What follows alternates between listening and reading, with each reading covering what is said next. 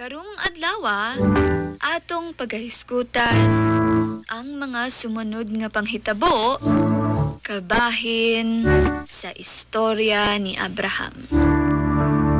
Ato kining mabasa sa Genesis 20 verse 1 to 18.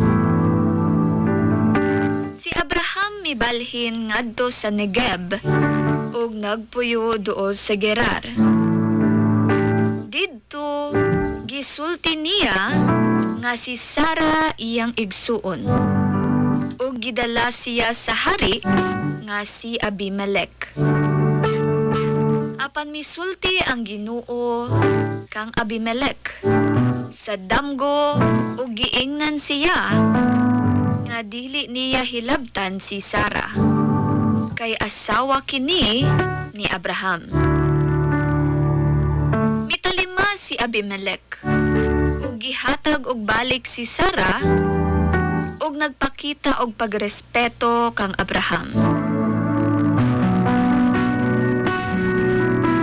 Gibless sa Ginoo si Abimelech ug ang iyang panimalay human niya buhaton ang matarong.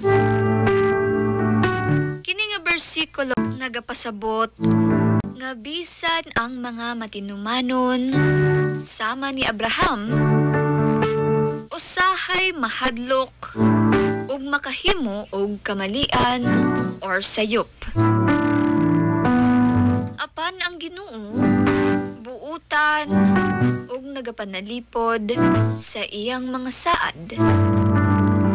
Gipakita sa Ginoo nga siyang magabantay sa iyang mga tawo ug dili tugutan nga mamali ang iyang plano.